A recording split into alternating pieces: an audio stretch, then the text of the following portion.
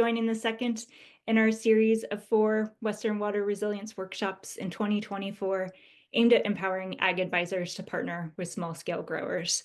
My name is Ashley Rude. I'm co-director of the Dry Farming Institute. I've spent 2 decades working at the intersection of conservation and agriculture, starting in the deserts of my home state of Arizona and moving through California, and now I'm based in Oregon and work in the Pacific Northwest. Throughout my career, I've learned the importance of listening to producers about what they need, sometimes through mistakes.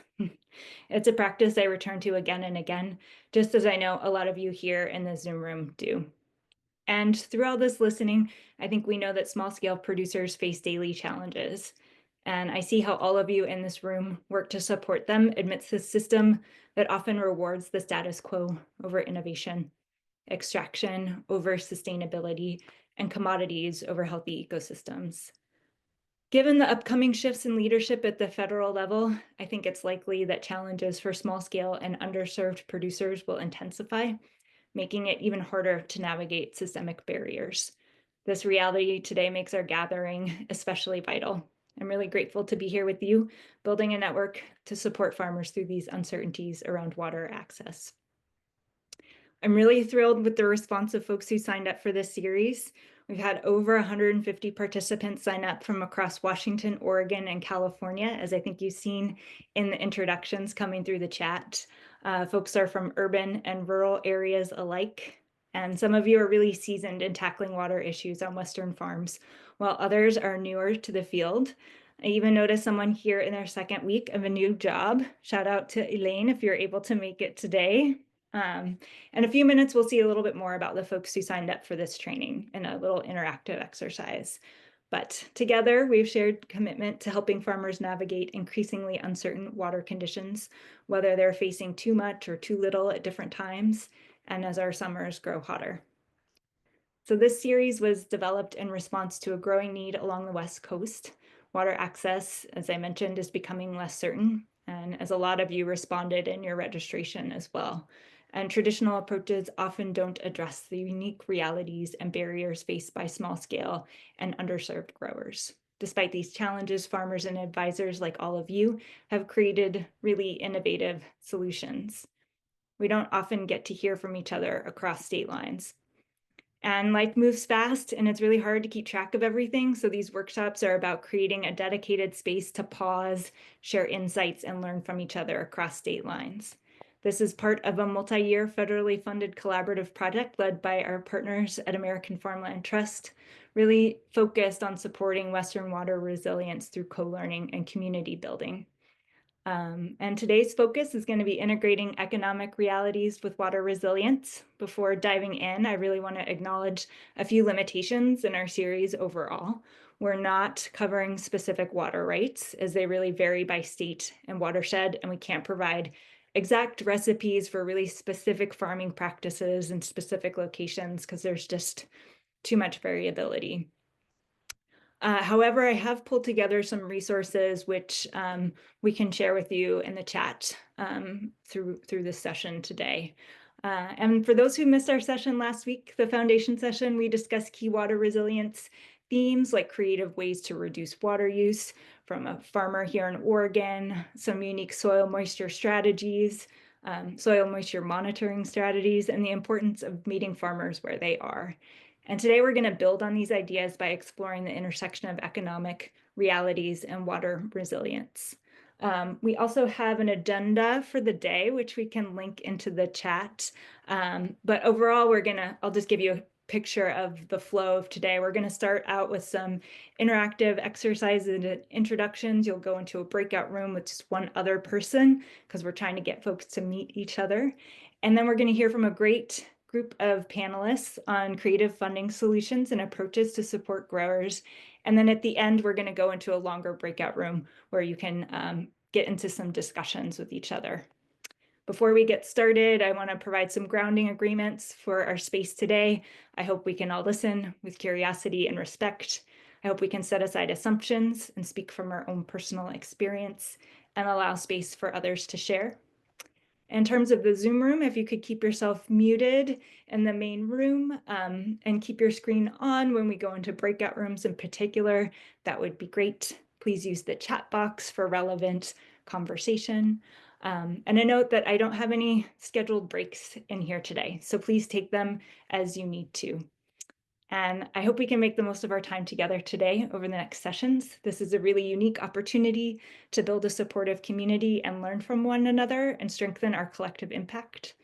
Thank you so much for being here. And I just want to take a quick moment to thank some of the planning team members who are here today and have them come off mute and introduce themselves to you. So Maria, you're first on my screen. If you could introduce yourself, that would be great.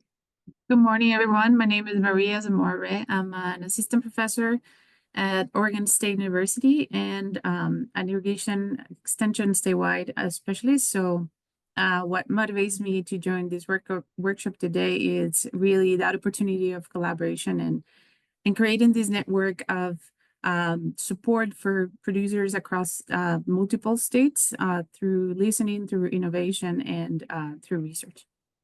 Thanks, Maria. Jolimar, you're next on my screen. Welcome. Hi, everyone. My name is Jolimar Rivera Vasquez. I'm a social justice consultant with Cookie Consulting, and I'm happy to be here. Teal, you're next on my screen. Hi, everyone. I'm Teal Potter. I am at Washington State University at the Center for Sustaining Ag and Natural Resources. I'm a project manager for the Climate Analogs Academy for Extension and a researcher. Thanks, Melissa. Good morning. My name is Melissa Borstein. I'm with the agriculture program at King County in the Puget Sound area of Washington. And Lindsay. Good morning, all. My name is Lindsay Kelly. I work for the University of California Cooperative Extension based out of Yolo County, but I cover Yolo, Solano, and Sacramento counties as part of a team that works with a variety of underserved and small farmers around here, primarily farmers that speak Hmong, Mien, and Spanish. So we cover a lot of different styles of farming and farmers themselves. So excited to be here with everyone. Thank you. Stephanie, you're next on my screen. Good morning, everyone. My name's Stephanie Payne. I'm an urban conservationist with NRCS, the Natural Resources Conservation Service up in Oregon, and I cover the Portland metro area. And Evelyn, welcome.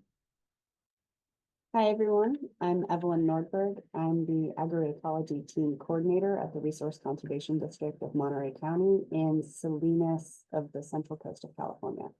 And for those of you who attended last week, I'm Aisha Peterson's code worker. So the story shall continue.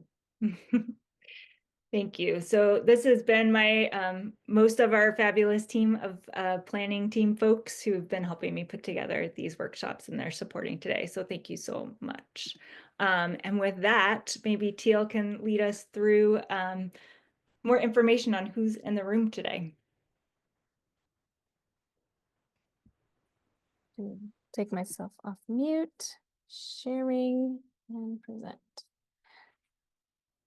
Great. So we just thought we'd share a little bit about who's in the room. This is from the registration data that we had right before the first session, but we have a nice spread of career stages, which is fun, and a lot of people from every state. Washington is a little slower.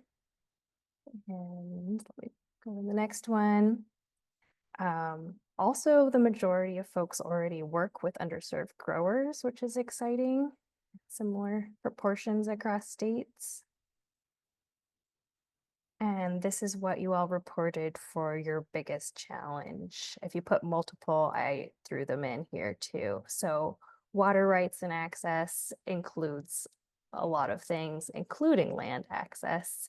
And money was hard to parse out as well. It was funding for projects, it was access to capital, a lot of things. We'll ask you a question next about to break that one down regarding today. So we used Mentimeter last time, and if you would join, maybe some of you already see that we'll be asking a question here, but there's if you two ways to access. You can type in menti.com. It's actually, oh, there we go, menti.com in a browser window, or the link to this survey will be in the chat. And if you're using the browser window, you can type in that number. Maybe someone can pop that number in the chat so you can just copy paste as well. So our first of two questions is just, beyond making a living, what values do you think are important to the small scale producers you're working with? And this is just a sliding scale. So we'll give this a minute and see what you guys are thinking for this. And this, the numbers are reporting the averages of everybody contributing responses.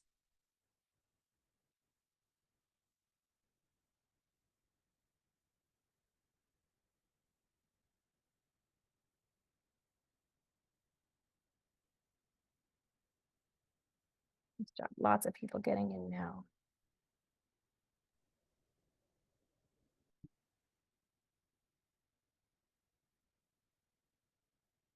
And again, if you're just tuning in, you can join via the link in the chat or go to a browser window and go to menti.com. There will be a field to put in this 8-digit number at the top of the screen.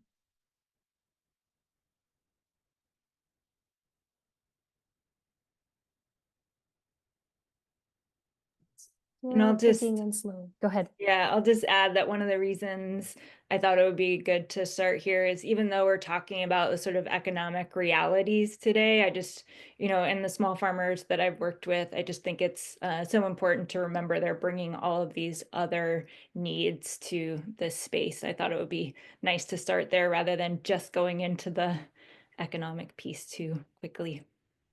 Yeah, thanks for sharing that, Ashley.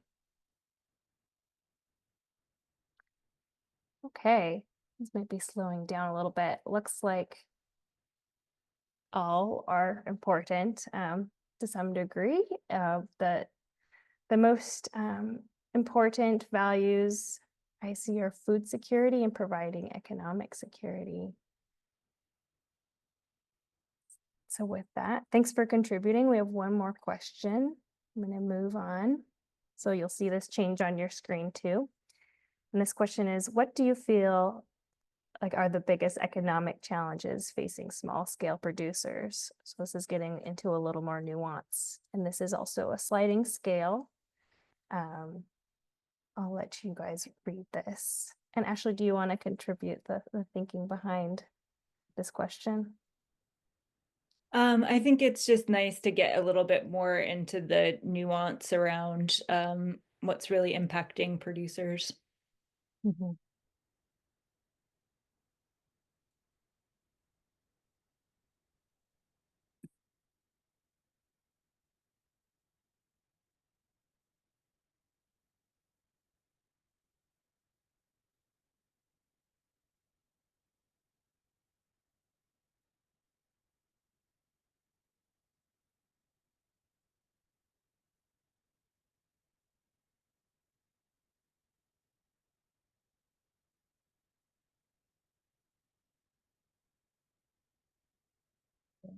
Picking up slowly. But I think it's been interesting to see responses in this format instead of just a multiple choice.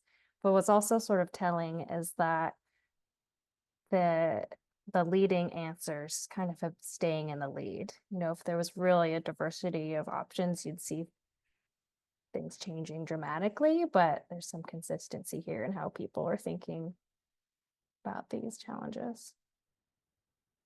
Okay, getting up to where we were last time. So Nice. The biggest economic challenge here is low wages and low profit margins, followed by land insecurity, closely followed by high costs of inputs and lack of access to capital, to name a few. Great. Thanks so much for walking us through that. I really appreciate it, Teal. Thanks, everybody. And in just a couple minutes here, we're going to pop into a breakout room with one other person. But before we go there, I just wanted to pause for a minute and allow folks to share if they have any upcoming events that are of interest to folks. Please feel free to pop those into the chat. I know that Rogue Farm Corps in particular is having a collective online collaborative farming workshop that starts on Wednesdays that I can throw in the chat here.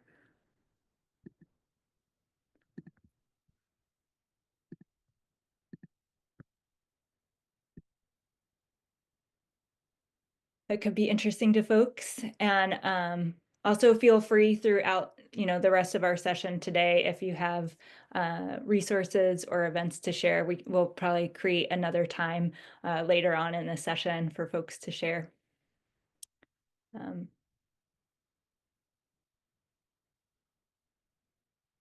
Thanks, Stephanie.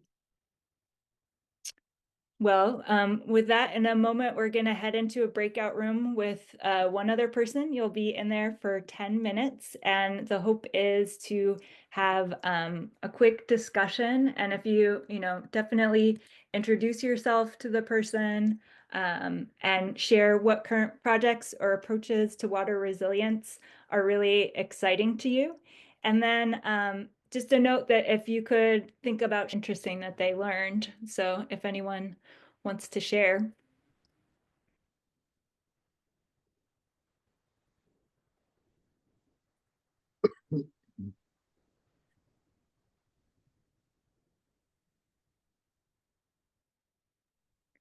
And if you don't want to share, if you could put yourself back on mute, that's also great.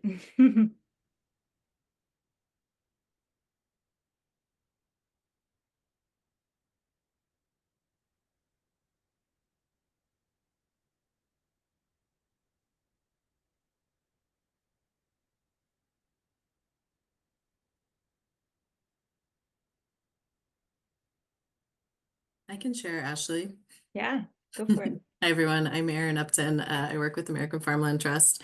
And yeah, I had a great time chatting with my breakout room partner. And I think one of the things we were talking about feeling inspired about the fact that people are doing this work at a lot of different scales. And so sometimes we feel like, oh, we're just doing our one little thing, and maybe we're working with small scale farmers, and to make real change we need systems change, and we need large scale farmers to do adoption of these practices too. But we were just reflecting that a lot of people are doing this work in a lot of different spaces, and I was sharing, I jumped from one really cool Zoom call where I was learning a bunch of things into this Zoom call where I'm learning a bunch of things, and so that all of our collective efforts are actually really adding up to the change that we want to see. So we were feeling inspired about that.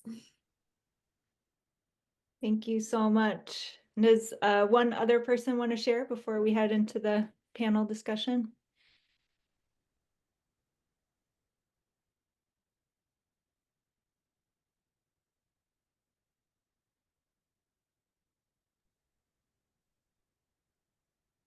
Well, I'm excited to see a lot of the sharing back in the chat. So that's a great start.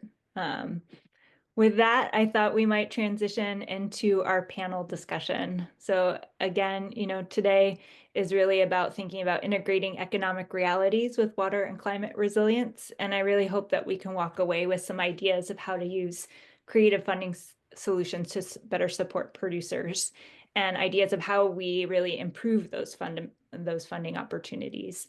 Really excited about the group of panelists that I've got to share their experiences. We're going to have Evelyn Nordberg from the Resource Conservation District of Monterey, Sara Cross from the Oregon Food Bank, where she's a Producer Support Funds Program Manager, and Stephanie Payne, the Urban Ag Conservationist in Oregon for the Natural Resource Conservation Service.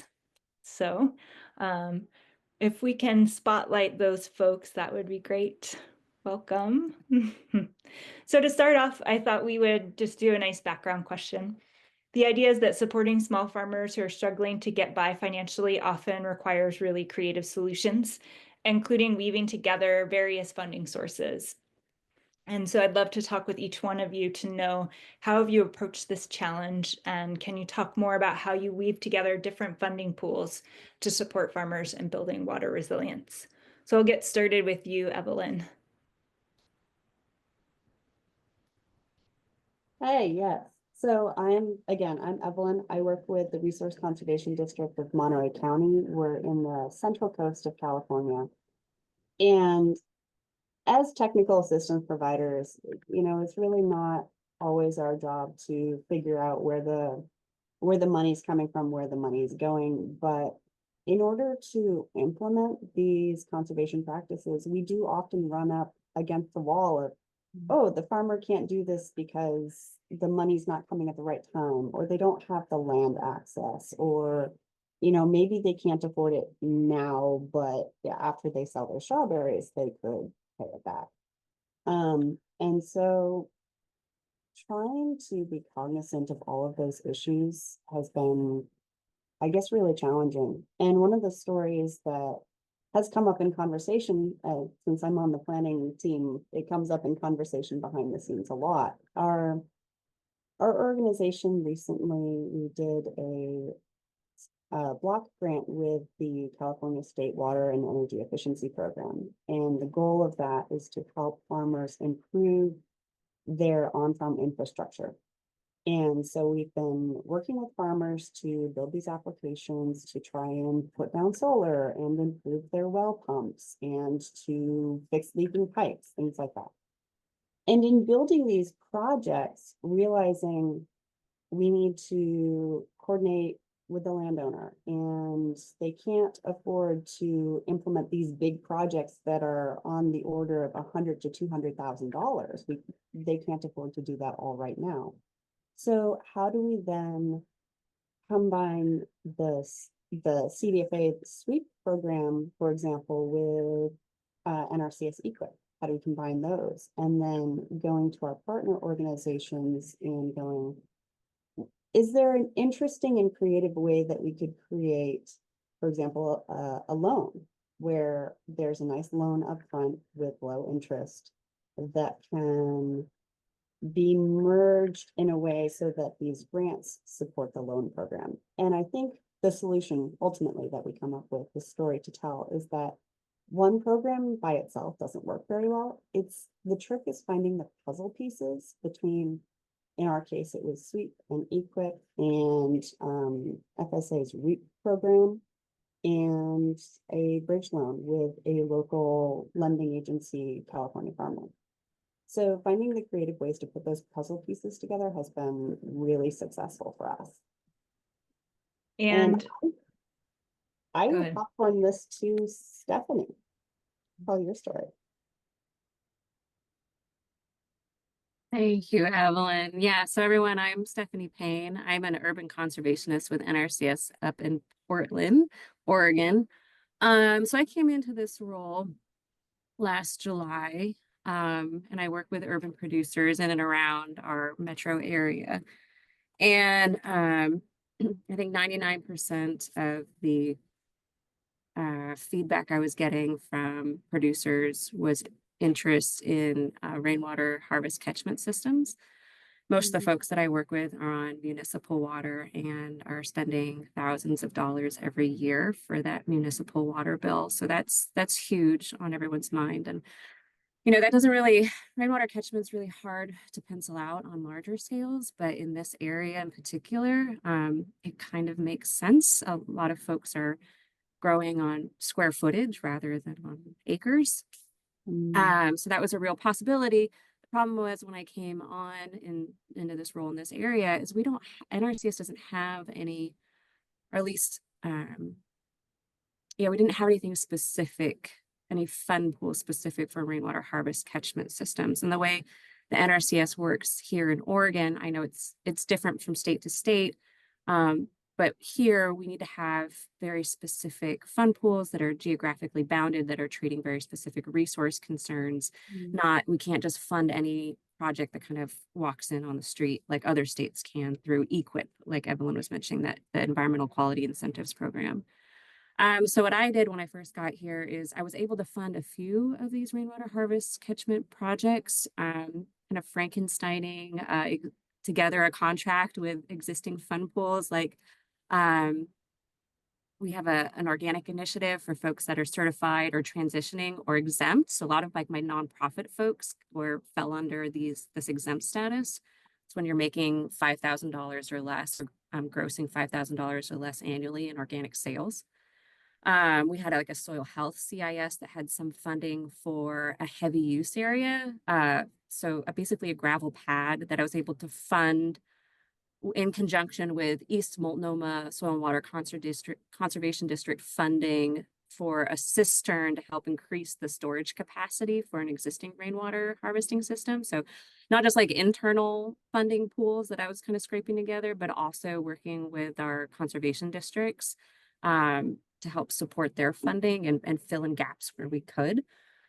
So that's how things kind of got kicked off. And then since then, I was able to actually create a fund pool specifically for rainwater harvest catchment system. So that should run a lot smoother this year. But I really liked, Evelyn, you were talking about like puzzle pieces. At first, it was really like trying to find those puzzle pieces and putting them together. And there's definitely, I didn't take advantage of this. It didn't really come up, but pairing like FSA loans, like our sister agency, Farm Services Agency, being able to help fund some of these projects, because how NRCS works is you have to pay out of pocket to put in the project before we come in and do the cost share on it. So that's another way that we can help fund some of these.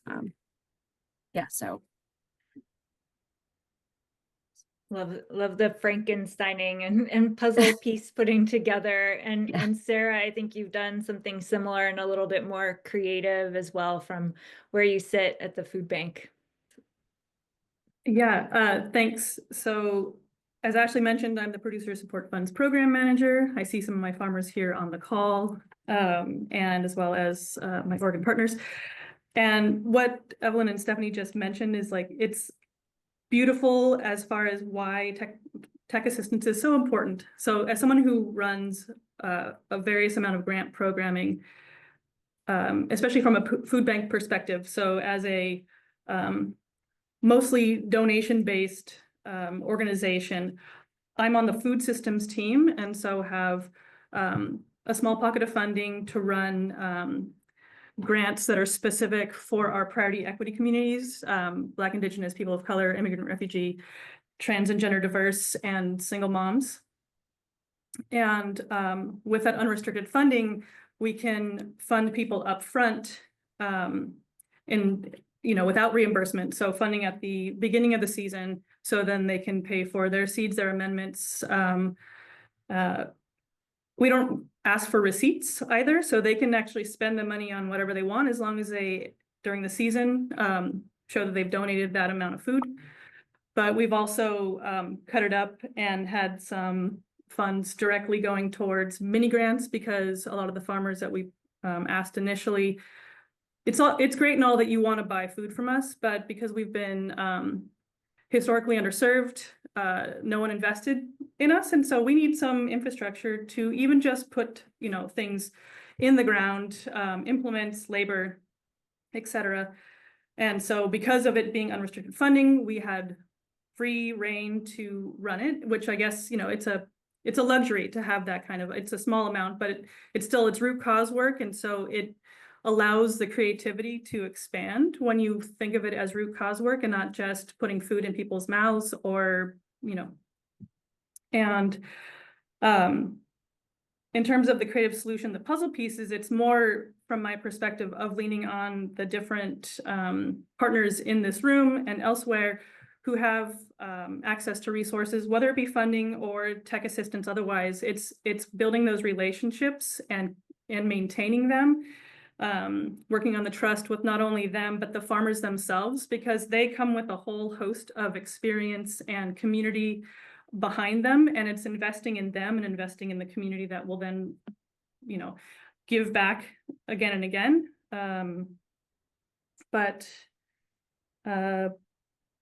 Yeah, I'll stop there for a second. That's so great. I think it's so many pieces there that are so important, from the upfront funding to the really investing and maintaining those relationships and really building on that community engagement. Super important. I think it kind of came through in that first question, but I think each of you are really great listeners. And I thought it would be great if you could talk about the role of listening and how you develop these projects and how you've used that to really adapt and improve your support for producers.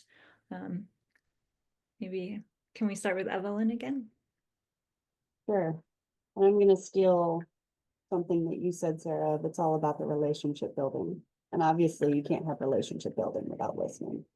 So I think one of the best examples of that is you think of RCDs or resource conservation districts that might be soil and water conservation districts elsewhere as specifically technical assistance providers for conservation practice implementation. But sometimes we take on this interesting jack of all trades role. And a really great example is when, I guess, two things. We have major droughts in the summer, and then we have the atmospheric rivers that hit in the winter, and just the flooding and damage to property and crop loss was really, really difficult for a lot of folks. And so recognizing that they're not going to be able to implement any of these really exciting conservation practices until we deal with this natural disaster. And so our team put aside some of the other work that we were doing and instead picked up technical assistance for its CDFA, California Department of Food and Agriculture's CUSP program, the Drought and Flood Resilience Program. And so instead, just completely shifting gears and helping folks deal with the natural disaster first and trying to get relief funds to them before worrying about conservation implementation. It might not seem like a traditional approach for what an RCD would be doing, but they can't put conservation on the ground until they feed themselves, until they fix their property, until they do all of these things. And so I think that's an example of recognizing that you completely have to shift the paradigm sometimes and address the needs first before you can do the things that maybe you want to do. Super important. That's one example. Yeah, no, I think that's a really critical example. Thank you for that. Stephanie, I'd love to hear your thoughts on that space, listening to producers. Yeah, I mean, that's huge. You talk about relationship building and building that trust. And, especially, if you're like me and coming into an area, like I'm not from Portland, there's a lot of learning and listening that I need to do to get up to speed. And I do a lot of this through just one-on-one site visits. If a producer calls me or emails me and is interested in our programs or just has questions, I try to find whatever medium, listening medium works best. Like sometimes it's just a phone call. If they're really like, I need help, I always try to make time to do a one-on-one site visit. I go to them and we walk around, chit chat. I'm not there that first site visit to have a prescription for them or tell them like, this is what they need to do. Like you need to go talk to this, like I'm there to listen and hear, and then start trying, like we're talking about those puzzle pieces, trying to connect some of the dots for them, really hear what it is that they're looking to do or what they need to find that path forward instead of coming up ahead of time with all the solutions. So yeah, a lot of one-on-one site visits, and sometimes it's not just me going out. Like if it's relevant, I'll pull in FSA programs assistant to help maybe navigate. Maybe we're at that point where we're talking about paperwork. So really getting that like one-on-one, like we are real people. Like I know we're an acronym, a federal agency, but we're also real people, and we really truly want to be able to assist these folks. So Farm Services Agency representative, sometimes it's going out with our Conservation District folks, or like those rainwater harvest catchment systems. Like I'll bring our engineers out, like, and we can kind of like start getting more technical. But yeah, so that's really important. And then also what we do, NRCS as a whole and myself included, is we hold these annual local working group meetings at least once a year. This is really a forum for the public, for producers, for partners, to not just hear from us about like, what is NRCS doing? Where are we spending our money? What's working? Like highlighting successful projects. That's great. But really like the meat and potatoes of that meeting is to hear from those folks on like, where should NRCS be focusing their attention and their funding on? And so I set one of those up. There was never like a Portland specific local working group meeting. So when I came in last July, that was one of the first things I did is I held one of these meetings and was able to use the feedback that I got from that and those one-on-one site visits that was instrumental in building the foundation and like the justification for the 2 urban fund pools. So it's kind of like an internal grant writing process here in Oregon for NRCS. Like I had to like basically build these 2 grant proposals and take it to my state office and say, hey, like, and use all that information and like documentation of like, hey, like these people need this. Like there's a huge demand here. Like we could spend our money here. And that's how that got funded. Yes, thank you for bringing up those local working group meetings. Folks can really show up to those and have some influence. Sara, would love to hear. You've already given a little glimpse of how you've used listening to shape your funding. Yes. And I will say up front, you know, as a recovering perfectionist in this white supremacy culture, and a people pleaser, it's really hard sometimes to, well, meet everyone where they're at when you're trying to, you know, attend to everybody. And so I'm putting that out there. But with that being said, over the years, learning how to somewhat slow down to really listen, and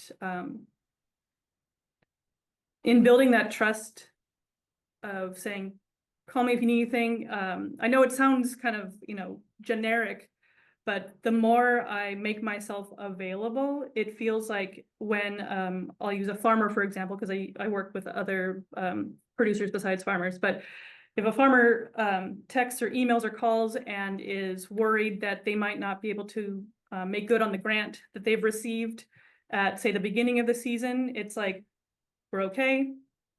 You know, the weather changes, I understand, but I believe in you.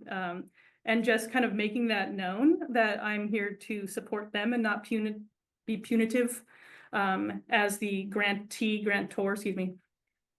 And hopefully in that moment of, it's okay, I see you, I believe in you, that there's at least enough kind of like headspace, calmness to go to the next, whether it be day, week, month, and then to check in next, like, how did it go? And kind of keep coming back to that. And yeah, it's everything and it's nothing. It's you're just being there and believing, especially people who haven't been historically believed in. And I'm saying this as a white person at a white-led organization, but to do better, to yeah, just sorry. There's so many good reasons why to just listen and to change in the moment if something that you're doing isn't working for them. And can you co-create a space where the communication and the actions that they need to provide you can feel good and comfortable and safe for them, so you can still report the way you need to, but because of having the power and privilege of this position that I'm in, how do I mitigate as much barrier as possible to then absorb what I need and be a buffer between the powers that be and them just doing their work and feeding their community and just living and investing. I know on one of the polls, this the mental health was a little bit down from other things. I know it's still important, but like believing in that, because if you're not in a good mental health space, doing the rest of the work really only kind of rolls very slowly, because yeah, it gets a bad rap for like, you know, supporting mental health, but it's everything as well. And so seeing it all together, I know I'm all over the place. I'm sorry. I'm very in the weeds, but there we go. So many powerful things there, Sara. I just, yeah, want to give like big big hearts for everything you said there. The importance of, believing in these folks and using the power that we do have. And I think we'll talk a lot about that more in our 4th session, really digging into that a little bit more, and that power of slowing down and getting out of the sort of urgency role that we can all be in. So thank you. And so much more. I really appreciate it. With that, let's get a little bit more into the weeds real quick before we get into some questions. Nice to see some questions coming through the chat. I think that we saw in our last session in our polling that for producers, there's a lot of ways that funding and both the application processes can be really prohibitive. And I'm curious to hear how you've been able to navigate those barriers.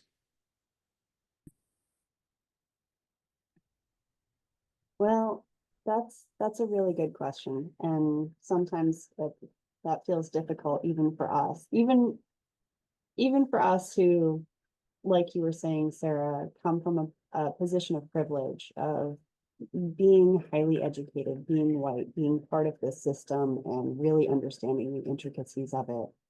And then trying to use that privilege to, help other people navigate through what can sometimes be a very bureaucratic system.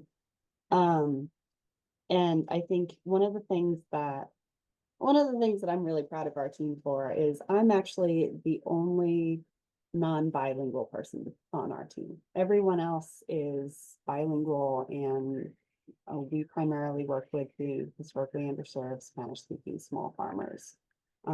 Is our main clientele.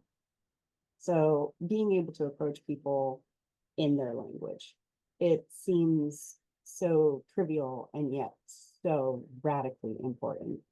Being able to be on hand to provide the translation assistance. And this is a story. So actually, before I joined the Monterey RCD, I was actually an NRCS planner. And so speaking from the NRCS side of things, one of the things that I used to do is I would go out as an NRCS planner, but I would also bring one of the RCD folks. Her name is Laura Murphy. I would drag her along with me, and she would provide translation assistance for me as an NRCS planner. But then also she would be there by my side to be able to say, oh, and also here's what the RCD can do for this, and that. And so trying to, I guess translation obviously is number one, but then also having been an NRCS person and I'm kind of also addressing one of these questions in the chat of, does the RCD and does FSA, do we integrate? Do we talk at all? We are all in the same office. And so it is really nice to be able to go across the aisle and be like, okay, I've got a farmer who's enrolling in one of my programs, but in order to do that, they need to be FSA eligible.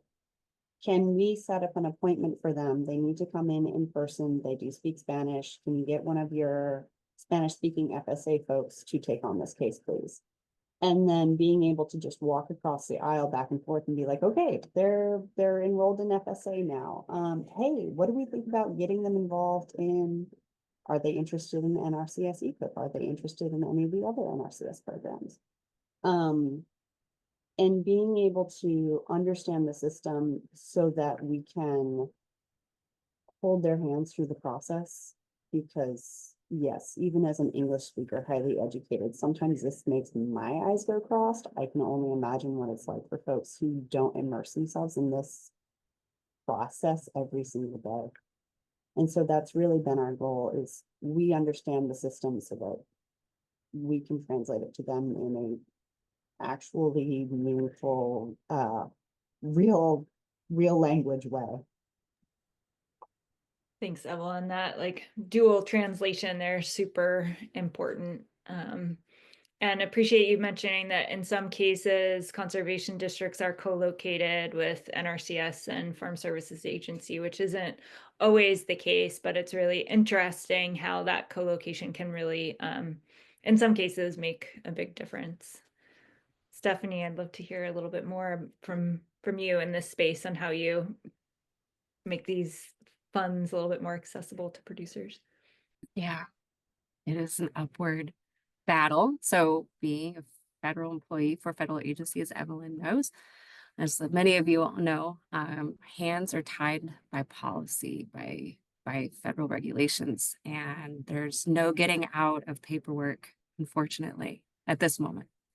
But what I do try to do to kind of help alleviate that burden, because it's a huge burden, like the pack, I was talking to a producer yesterday, and it was like a 44-page packet she was given. And I was like, I worked with her one-on-one, like we're gonna do baby steps. The first thing you do is just this 3 pages, and there's like 12 questions on it. And let's just work through it together. And like, that's the first step. And then, yeah, we'll get to the rest of it. But, yeah, so just being able to work with folks one-on-one, I think, and not just hand them a giant packet and walk away and say, fill this out, give it back to me. It takes a lot more time. Yes. Do we have a lot of time? No, but like, this is really important. This is like the really important, like first step, like trust building, like new farmers, getting them to like trust you as a planner or, you know, as an advisor or, and then the rest of it we can build off. And I always try to assure them that there's a lot of paperwork up front, but then once you get established, it's really not so bad after that. So sometimes it's working one-on-one with me, sometimes it's working one-on-one with FSA. A lot of times there's things that I can do to like preload a form. Like I can fill out all of the easy info so it's not so overwhelming and just highlight, like you just need to fill out these 3 boxes. Like I've got you covered. The rest, like I could put in your name and your address and, you know, all these other little things to help alleviate that burden. And, you know, sometimes it's a lot of the producers I work with, they're wearing like a dozen different hats. Like they're not just growing, they're nurses, they're full, they've got like 4 kids and like, you know, there's all sorts of stuff going on in their life. So like sitting, like trying to find a time to sit down and do that is sometimes difficult. So what I've been able to do is we have a thing called OneSpan. It's basically like DocuSign. So I can either preload some of these forms and just have them sign it virtually or like, you know, do like an e-signature, and that gets, you know, that's really quick and really easy if, you know, if they're comfortable with that. And that's been a huge help. Also, other things that we can tap into as an agency are things like advanced payments for historically underserved producers. There's strings attached to it, but I've done it a bunch and it's worked out really well where you can get up to like half of a cost share payment ahead of time to help put up things like high tunnels and pay for soil testing to be done. One of those fun pools I developed, we have a process. It's called Act Now. It's like in theory, is supposed to shorten the amount of time it takes for federal funds to get out the door. So this is my first year going to do this. We'll see how it goes. But in theory, we should shorten that like 9-month to a year funding cycle span down to like a few months. It is scary as employees to take advantage of these new things because things break in NRCS all the time. It doesn't work as it's supposed to, but trying to take advantage of at least that opportunity as it's here right now. And then another thing, like talking about like project timelines, something that I'm trying to explore, you know, we have the ability as an agency to pay technical service providers that are trained up by us to do the work. So like, this is huge. If anybody in Oregon knows of engineers that want to become TSPs, that would help shorten our like timeline for getting these rainwater harvest catchment systems. Right now, it's like a year out from signing a contract to getting that design. But if we can get more TSPs trained up, NRCS can start, you know, just paying them and they can get those designs out much faster. So there's opportunities here. We just got to like keep working at creating that support within and without and outside of the agency. Thank you so much. So many different levers that you're pulling and pushing and trying to innovate on, Stephanie. I really appreciate it. Sara, I would love to hear your thoughts on this idea of making funding a little bit more accessible. Yeah, and as Stephanie said, I love the 101 and creating as much work for yourself, so there's less work on their part. And in terms of like how we are, like in terms of breaking down the barriers for, say, reimbursement and timing of things, we piloted the first project in 2020, 2021, where we, again, paid farmers up front, heard from them. That was really helpful, but please can it be, further back in the planning part of our season. So every year after that, we've tried to really make applications go out January 1 or around there, because in Oregon, that's usually when planning is going. You're buying your seeds, you're planning your season. And so from that pilot project to now, so I manage the LFPA, the Local Food Purchasing Agreement funds for our state in Oregon. And we run that program similarly to the other grants that I run. And it is more money, but because we're a bigger organization, we've buffered enough to front load at least half of the grant funds up front, knowing that that is one of the main things to like that upfront capital. And to one of Jude's comments earlier, this is how I interpret it, but like the long-term funding is something that, so people don't have to kind of keep piecemealing these mini grants together to try to make something work, that if we have enough, with this, it's the LFPA is a 3-year grant. And so for people who applied the first year, as long as they met the requirements, they've been consistently funded to help create a sustainable kind of foundation. And it is government funding, so we will see what happens next. But there's that. And in terms of like what Aisha said, in terms of doing like unpaid work and all this stuff, like the responsibility I feel for my position too as a funder and a person who could potentially speak to maybe lawmakers to change things, but how do we collect that kind of data, the data that is all encompassing of what one producer is all about, or even one technical assistance provider. We're doing so much, and how do we share that story holistically to get more funding and get more support for that. But yeah, the way that we've done it is, luckily we have a great finance team who's willing to work with us creatively. And it's also our work with ODHS, who's actually who got the funds from the LFPA that funneled to us. So it's like, it's our relationships. It's going back to the relationship piece. If you have a good enough relationship with the technical assistance providers, thank you, Stephanie, Ashley in our state, and those of you who are on the call, it's working together. And so thank you all for being here and listening to this. Thank you so much, Sarah.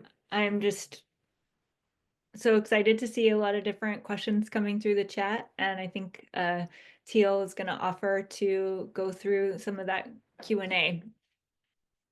Yeah, great. It looks like we have a good amount of time for that. So we should at least hit all 3 that I have lined up. So first, going back to the beginning of the conversation, we have a question from Kelsey, which is, do any states or regions within states have examples of how the agencies or organizations they work for are coordinating these puzzle pieces of their various funding programs at the highest level of their agency hierarchies? Is this happening at the highest level where funding is going to be prioritized? I can hit a little bit on NRCS Oregon, a little bit. It's not maybe necessarily piecing together outside funding and pulling it in. It's us funding out. Like we are looking at supporting possibly like an urban extension position at OSU. Like there's a NIFA agreement, 12 million's been set aside nationally to support these positions at the 17 urban service centers around the country. So we're exploring that. We're exploring agreements to support archaeologists to help, we're talking about timelines, to reduce those timelines. Because that's another piece of our planning puzzle, is to get clearance from cultural resources, which we're totally understaffed with archaeologists, and that's a huge bottleneck. The TSP route that I was talking about. So really, like, we have a lot of funding coming in, and who knows, it's kind of tentative right now, but the Inflation Reduction Act has brought in a lot of funding, and we're trying to find ways, because like our capacity, like our staff capacity, like there's no way we can get even folks, if we hire them right now, trained up in time to be able to push this money out the door. So we're trying to tap into folks that are already established and find ways to support urban and small scale producers. Like right now, I'm also working on trying to get a mobile office unit to better reach historically underserved producers, to have like everything there. Like, you don't need to be, I never asked anybody to come to the office. It's a scary place with a lot of screening and codes and key cards and things like that. So being able to meet them where they are. So there's a lot of support right now, at least from top, to divvy up those funds. Great, thanks for those examples. Yeah, Evelyn, Yeah, I think I'll jump in, and I think that there's a lot of good attempts at coordinating, between federal, between state, between local. But sometimes there are, I guess, what I'll call the good intentions that go awry. And so it really is important on a local technical assistance level to really be aware of how all of these things intersect. And we can't just rely on the top down. These agencies are figuring out how to make it work. And an example of this would be, so our RCD we're very fortunate. We were given a climate smart commodities grant in collaboration with CSUMB, a local university, and also UC Davis. And that funding ultimately comes from NRCS federal level. Interestingly enough, it didn't go through the state office. It came directly from NRCS federal level through the Climate Smart Commodities grant to our collaborators at the university, and we're a sub-grantee. But because knowing the ultimate source of that funding, we have to be very careful with our clients who are in this program and who also have equip contracts, and making sure that they don't accidentally double dip that money. Knowing that, and that responsibility for making sure that they don't accidentally violate terms and conditions, that's on us. That the farmer should not need to worry about, if I do this program and this program and this program, are they accidentally going to conflict with each other? Because we have also seen that sometimes with when you combine state and federal funding, you need to be very careful that they don't accidentally double dip. You can't pay for the same exact component, or get like twice as much money for one piece of equipment. So, but that's just way too much workload, or too much mental load for a farmer who's already busy with a million other things. So it really does need to come down to the local responsibility, because yeah, the larger organizations can try and collaborate and can try and organize, but everything's going to fit together differently depending on the region. Great. And Sarah, did you have anything there? Do you want to pass on to the next one? I would just say briefly, it's a more broad thing in terms of like the puzzle pieces, but because I'm in a national group of food banks that are speaking directly to purchasing from BIPOC and local producers and how to make change within our organizations. And then through that, Feeding America is a large nonprofit. And so being able to at least create some sort of like whir or energy that can then be like trickled up to the top, that is, I keep inserting myself in all these like situations where there's talk of funding or kind of resource development and how I can insert myself and then bring it back to the people I work with. Like that's more of how I'm sort of piecing it together, as I've like pestered Stephanie before many times, but that's more how I'm like piecemealing it at the moment. It's pretty messy. Thank you. Yeah, can I add on to that? Because I think there was a comment too about like, you know, top down versus bottom up. And it's definitely like both. Like, so like I see what's happening at the top. And I was like, I immediately, when I saw that NIFA agreement go out, like I reached out to that person directly, probably like went around all sorts of like chain of command protocols that I was supposed to have done. But listening to the feed, like doing those meetings as one-on-one site visits, and then, you know, trying to like connect the dots. Like that's I think why my role was created in the first place as the urban conservationist. And there's huge support right now from the chief of NRCS to facilitate these positions. So, and I don't know how long it's going to last. So like, I'm trying to gather all that info and then work really hard at creating the infrastructure here to support small scale and urban folks. Great. Nice job seeing that great follow-up for the thinking about bottom up versus top down. Yeah, okay. And we have another question that's also related to puzzle pieces. I'm not exactly sure what it's aiming at, so I'm going to try and just read it verbatim. But this one's from Jude.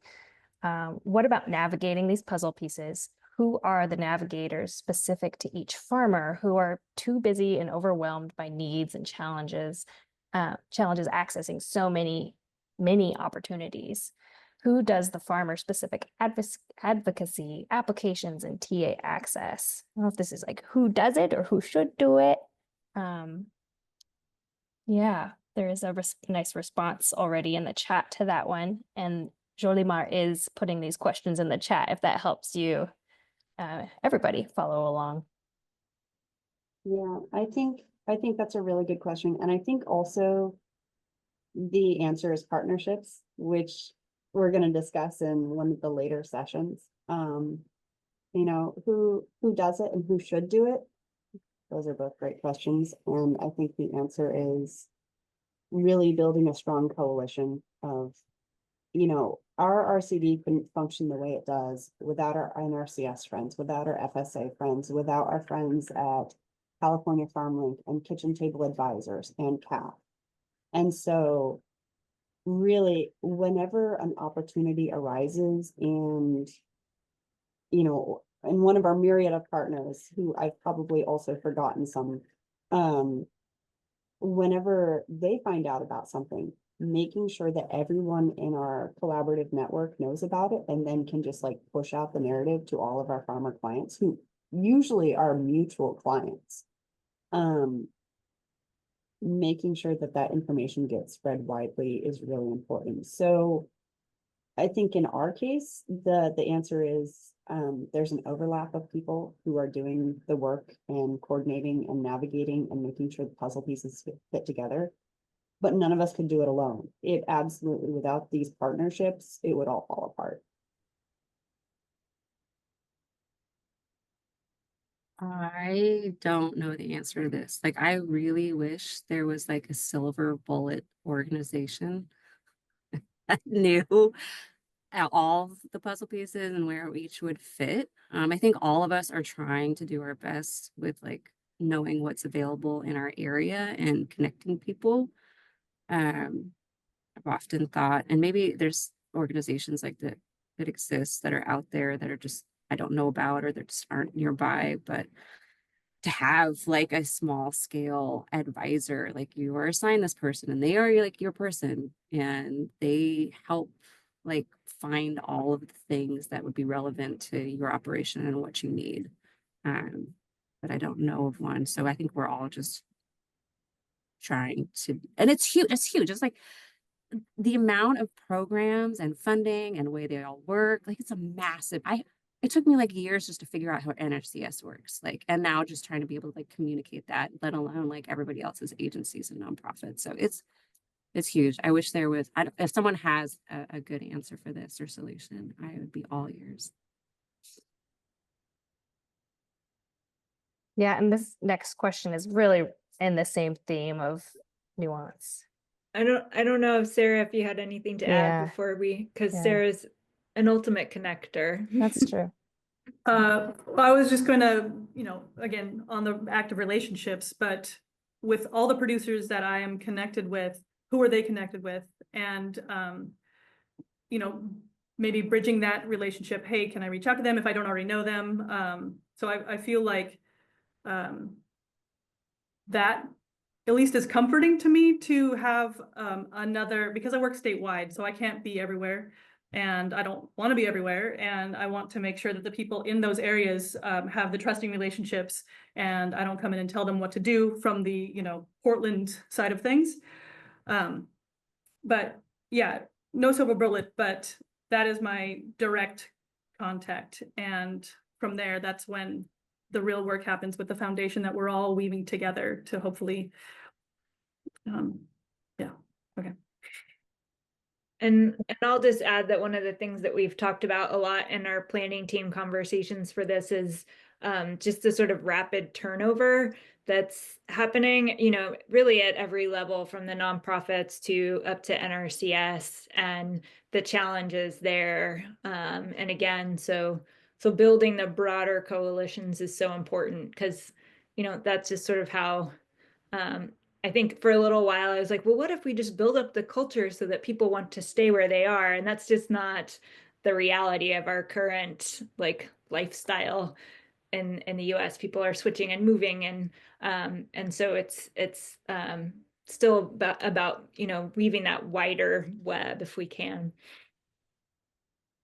I like that. Actually, can I add something too? Because I was thinking about that and turnover, and it's super high in NRCS. It's bad. For better or worse, I don't know if this is going to go anywhere, but we had a contractor who helped me develop a long range plan, so like a foundational document that, whatever happens, like if someone else came on this role, or it could be distributed amongst like other urban cons across the state to kind of copy and paste, to have like some sort of something to bring continuity across the ever rotating cast of characters. That could be updated. It's like a living document, but just something so that not everybody's starting from scratch every time they come into a role. Great. And I might skip the next one and go to one that's just a little different, since we have about roughly 8 minutes left, it looks like. But if anyone wants to respond to Andrew's question about specific partnerships helping with navigate loans, that would be great later. So this is from Annie, and does anyone want to respond to how we can create effective outreach strategies for small community farmers? For example, the Monk community farmers that face increasing weather changes from flooding, and provide tools and provide resilience.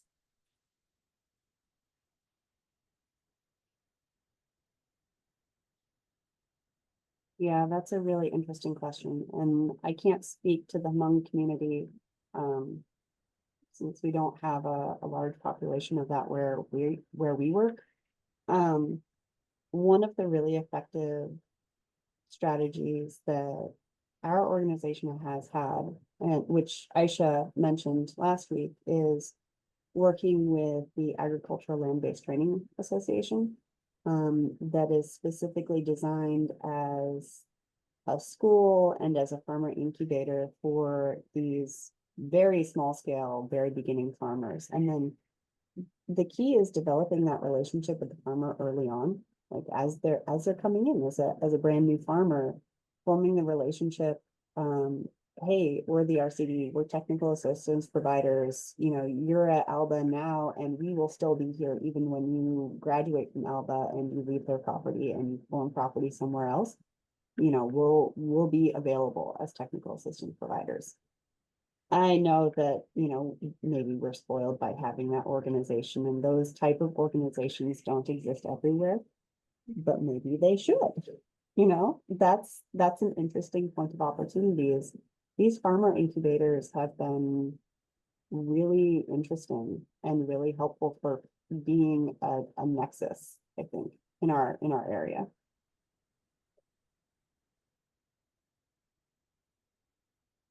Any other thoughts from Sarah, Stephanie on supporting these small community farmers? Or just that specific outreach piece. Yeah. How do Mhm, you, that outreach. yeah. I think that's very complicated and tricky and very specific to the that relationship. I think if I knew of a group like that over here, I would, well, probably reach out to Sarah first because she knows everybody.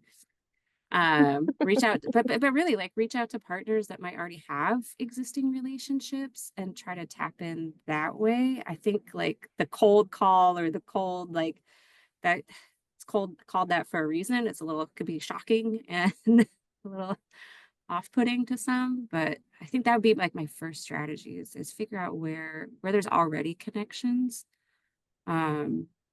Look internally, like I would look within my own community to say like, hey, do you know this group? Like, or, across my internal networks.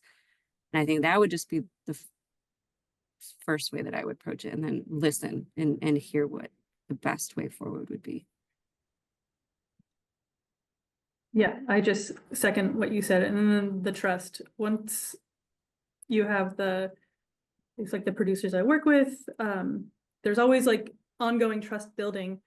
But if there's enough trust for them to then outreach either your programming or whatever, that speaks volumes more than you kind of going around the horn to find that. So I would say the trust and knowing that it's ever changing and flexible because this world.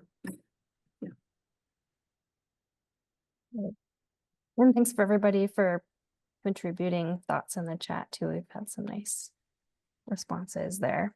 Yeah, I wanted to just boost what Layla said of the inter-org agency events and farmer-focused field days. When you have a pile of your partners at a field day, it's been really successful.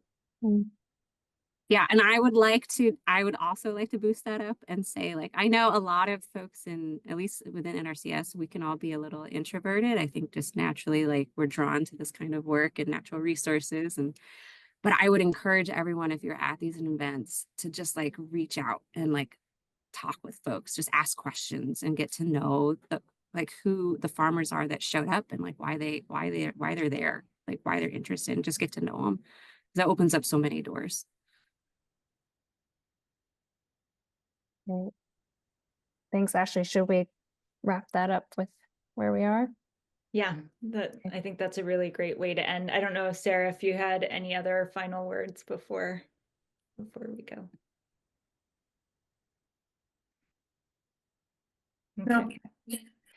Thank you all so much. What a robust conversation, both for folks participating in the chat and everything that you all were able to share. So many important takeaways for me. And I think I'm excited for everyone to go into some breakout rooms to talk a little bit more, but sort of on Stephanie's note of sometimes we're a little bit introverted, I thought it might be nice to just give us a couple of minutes to reflect on our own and writing, and whether that's on your notes app, on your phone, I've got my pen and paper over here because that's my style, but I've also made a Google Doc if people want to have a space to write as well. I don't know if Melissa, if you can throw that in the chat.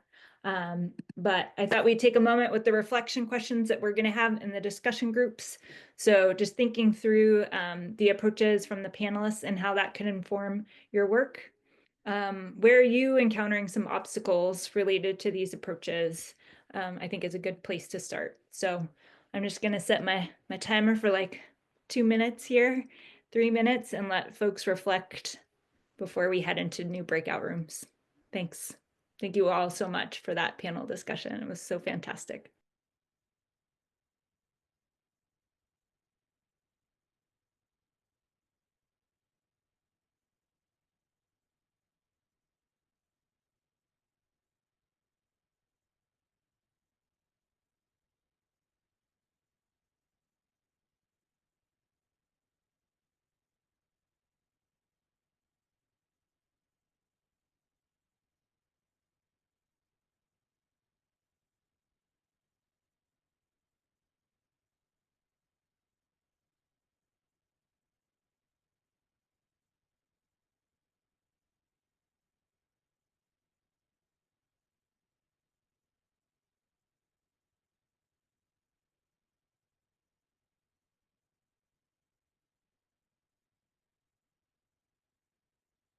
bigger space. How did that go for folks?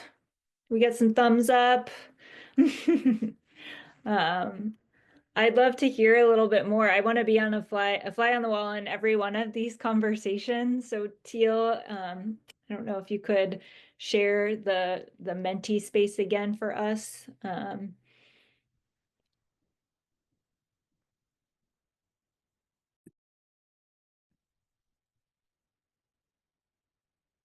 So we're just gonna, Teal's on mute just in case you don't know, but she's gonna just share the space for us to be able to write what you've heard from your discussion.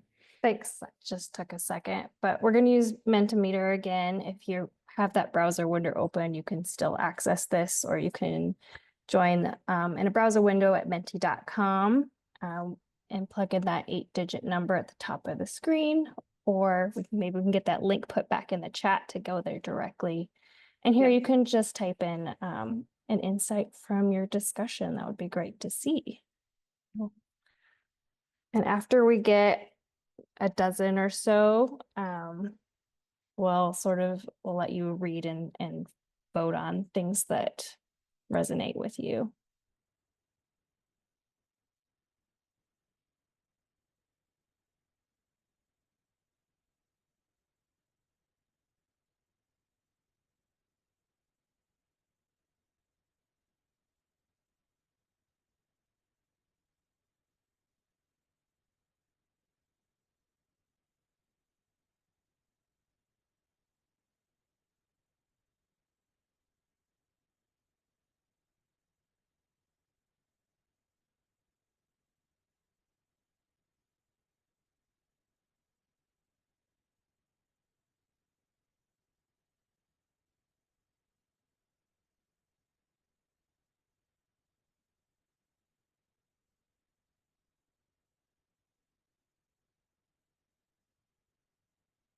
Just give a couple minutes for people to type out their answers and think through.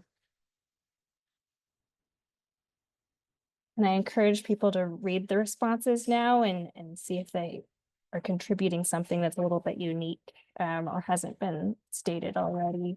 Even though these are pretty nuanced, this is great.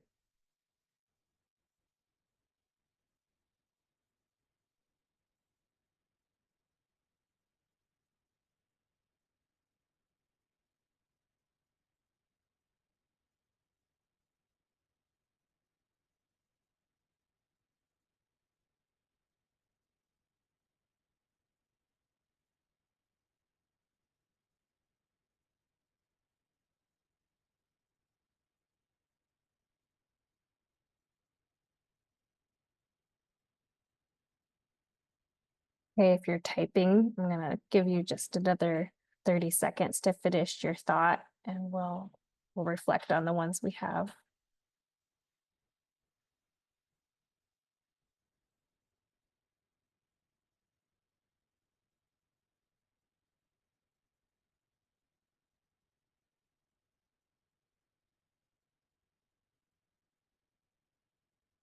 Great, thanks. Not nearly as many responses as last time, but that makes it easier for me. I wanted to try something new here for sharing out. Got one more in, great. So I'm going to push enter here, and then you'll all see all these options on your screens as well.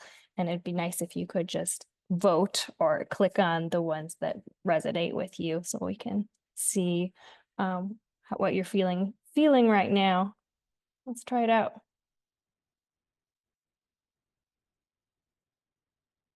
So you should be reading these little blurbs on your own Mentimeter screen on your phone or your other screen.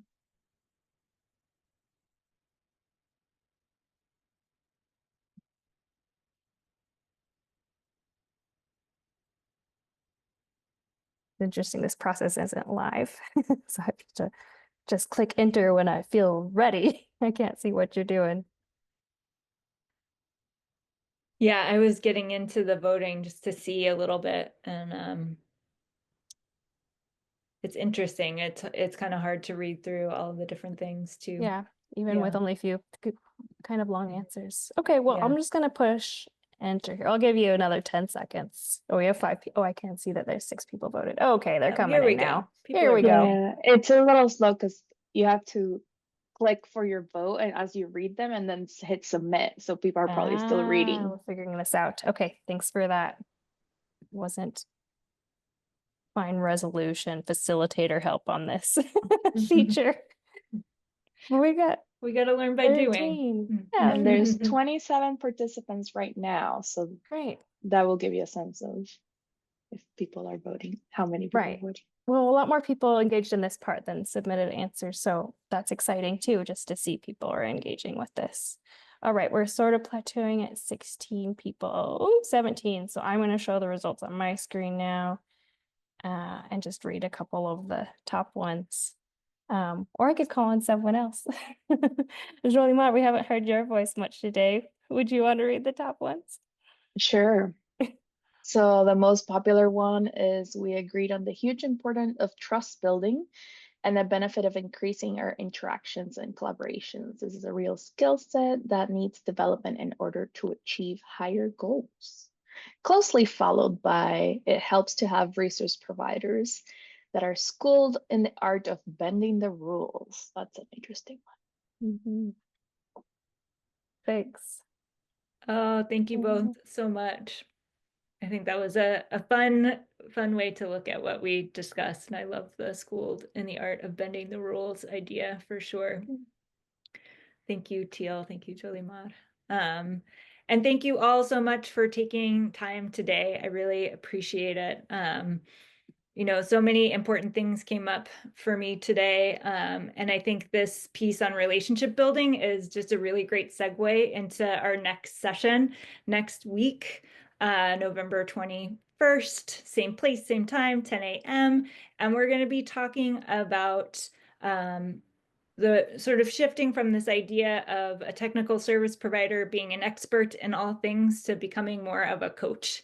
And really excited to have Addie Candide from American Farmland Trust lead that session. I've been a part of some of her trainings on the coaching, and I think it's a really interesting approach. And I've just heard from so many service providers that I work with that, you know, we can be in a difficult position of trying to answer all the questions from how do you install a solar panel on a well pump to how do you access land, and that's it's super challenging. So how can we really focus on that relationship building and coaching? So I'm really excited for that session. I would really love to hear what you all experienced on this call so that we can keep improving and iterating. As I mentioned at the top of the call, this is a multi-year grant, so we've got some time to improve and for next year make these workshops better for folks. So if we could pop that survey link in the chat, that would be great.